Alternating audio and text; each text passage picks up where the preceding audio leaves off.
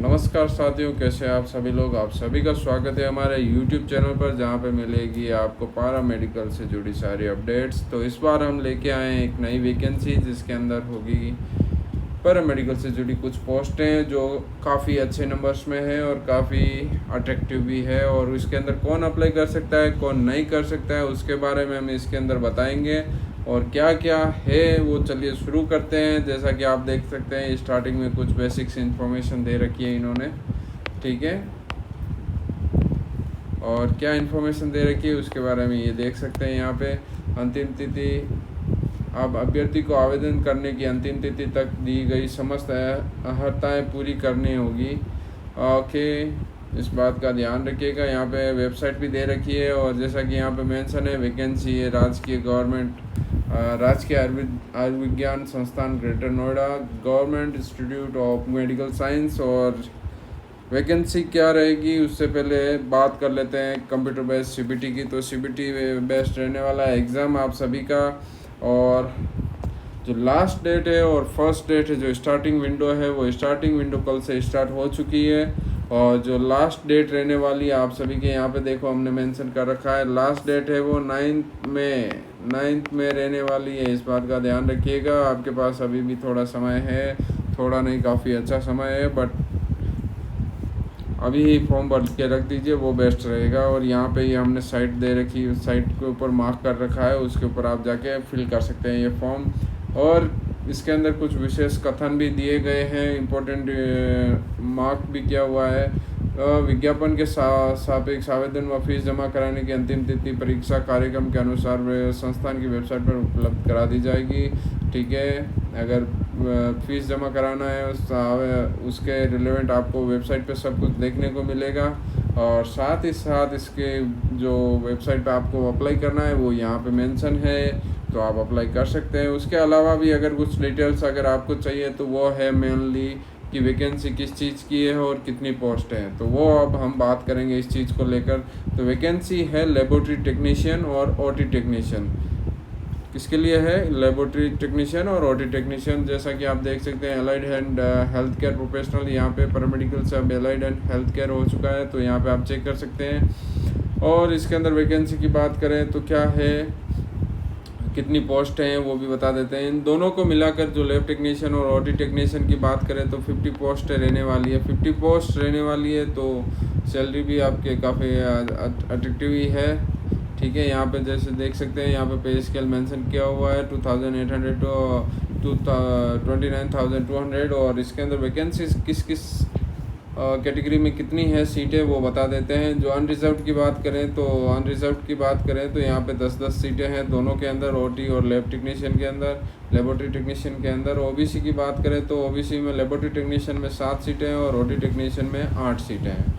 और एससी के अंदर 6 सीटें हैं और ओटी के अंदर ओटी टेक्नीशियन में 5 सीटें हैं। और लेबोरेटरी में 2 है ईडब्ल्यूएस के अंतर्गत, और ओटी टेक्नीशियन के अंदर और 2 सीटें हैं ईडब्ल्यूएस के अंतर्गत, ठीक है। तो इन सभी को मिलाकर अगर बात करें तो ये इनकी जो टोटल नंबर ऑफ सीट्स है वो हो जाती है आराम से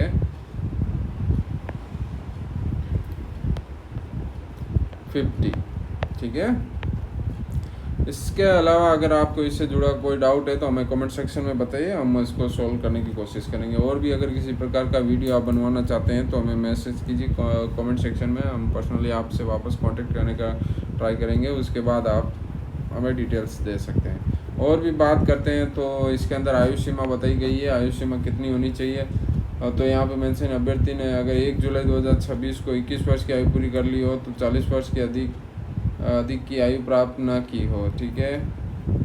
तो इस चीज़ का ध्यान रखिएगा। और आयु इसके अंदर बहुत इम्पोर्टेंट है। और इसके साथ ही मैं इसके यहाँ पे एज लिमिट भी दे रखी है इन्होंने। एज लिमिट जो SC ST OBC UR के अंतर्गत जो भी गवर्नमेंट के अंदर जो भी क्राइटेरिया आता है एज लिमिट को लेकर, उसके हिसाब से आपको छूट दे दी जाएगी।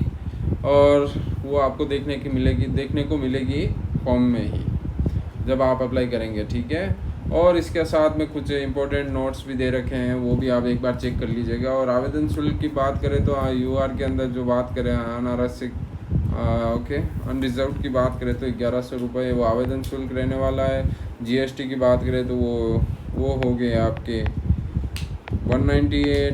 तो टोटल जो आपको पे करना होगा वो रह गया है 1298। ठीक है, ये है रहने वाला है यूआर के अंदर। और ईडब्ल्यूएस की बात करें तो ईडब्ल्यूएस की वो भी उनका भी 1298 रहने वाला है। और अनुसूचित एससी और एसटी की बात करें तो उनके लिए भी टोटल जो अमाउंट है वो 944 रहने वाला है। ठीक है, इनके थोड़ा कम कर रखा है या दे रखा है। और शारीरिक रूप से जो दिव्यांग है उनके लिए बिल्कुल फ्री है, कोई भी शुल्क नहीं लगेगा। और भी अगर इसके साथ में आपको डिटेल्स में जाना तो बता दीजिएगा हमें। और बात करें भर्ती प्रक्रिया कैसे रहने वाली है, क्या होगा आपका टोटल प्रोसीजर, कैसा होगा आपका एग्ज़ाम, तो वो एग्ज़ाम होने वाला है 80% जो रहने वाले हैं आपके जो मार्क्स है वो जो आपके टेक्निकल क्वेश्चन रहने वाले हैं। और 20% है वो नॉन टेक्निकल रहने वाले हैं। ठीक है, नॉन टेक्निकल और टेक्निकल ध्यान रखिएगा इसका। और साथ ही में कंप्यूटर बेस्ड रहने वाला है, ये आपको हमने स्टार्टिंग में ही बता दिया था, सीबीटी। और इसके साथ में देखते हैं तो नकारात्मकता की कितनी रहेगी। नकारात्मक जो मार्क्स रहने वाला है 1/4 रहने वाला है, 1/4। ठीक है, 1/4 काफ़ी अच्छा नंबर है भैया। एक सवाल गलत और आपके नंबर उड़े। सवाल वैसे आपको गलत करना ही नहीं है, तो हो सके तो उसको स्किप कर दो, बट गलत मार्क्स लेके आओगे तो आपके नंबर जो आए हुए हैं उनमें से और कट हो जाएगा, तो इस बात का ध्यान रखिएगा। ठीक है, और हम बात करते हैं पाठ्यक्रम यहाँ पे मेंशन किया हुआ है, इसके अंदर आप देख सकते हैं, जैसा कि आप यहाँ पे देख सकते हैं परीक्षा की समीक्षा। तो यहाँ पे वो हम सब ने बता रखी है आपकी क्या रहने वाला है, कैसे रहने वाला है। और ध्यान दें इस चीज़ को, जो पदों की संख्या है वो बढ़ और घट भी सकती है, इस बात का भी ध्यान रखिएगा।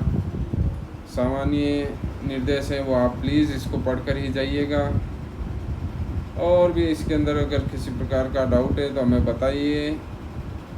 यहाँ पे मेन इंपॉर्टेंट बात देख लीजिए भैया, आपको यहाँ पे मेंशन करवा के बता देता हूँ। अभ्यर्थी अपना हॉल टिकट संस्थान की वेबसाइट से डाउनलोड कर सकेंगे, जैसा कि यूजुअली आप करते हैं।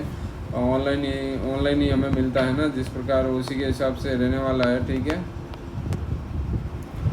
यूजुअली हमें ऑनलाइन ही मिलता है हॉल टिकट, और इसमें भी हमें ऑनलाइन ही मिलेगा, तो आप ऑनलाइन डाउनलोड कर सकते हैं।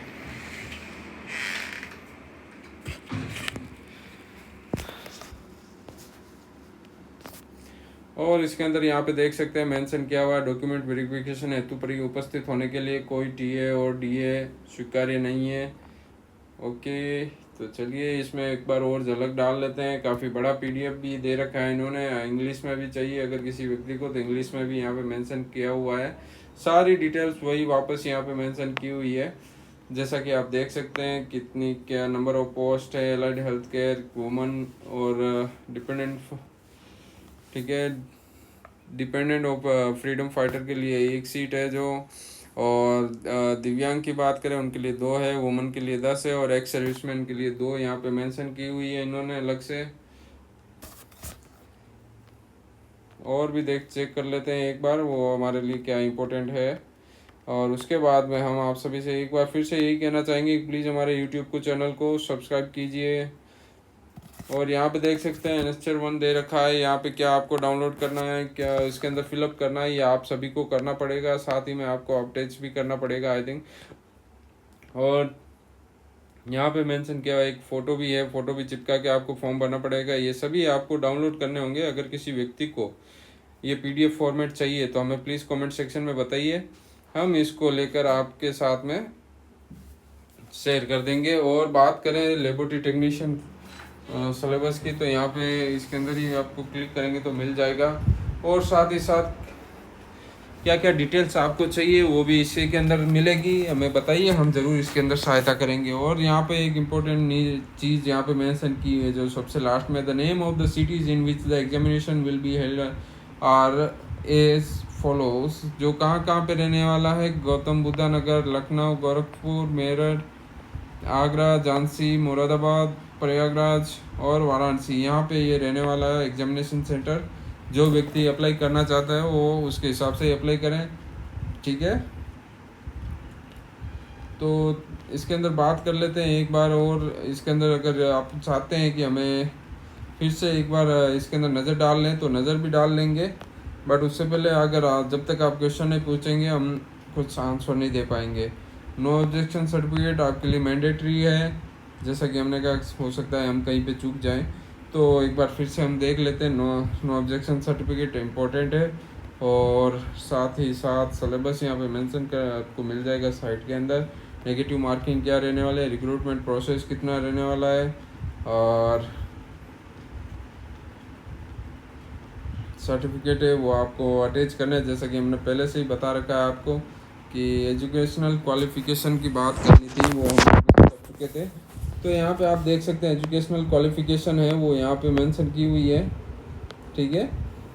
Must have passed intermediate examination with the science from the board of the high school and intermediate education Uttar Pradesh और any examination recognised by the government as equivalent thereto, and must hold a diploma in the relevant subject provided by the UP State Medical Faculty or equivalent degree diploma from any recognized institute।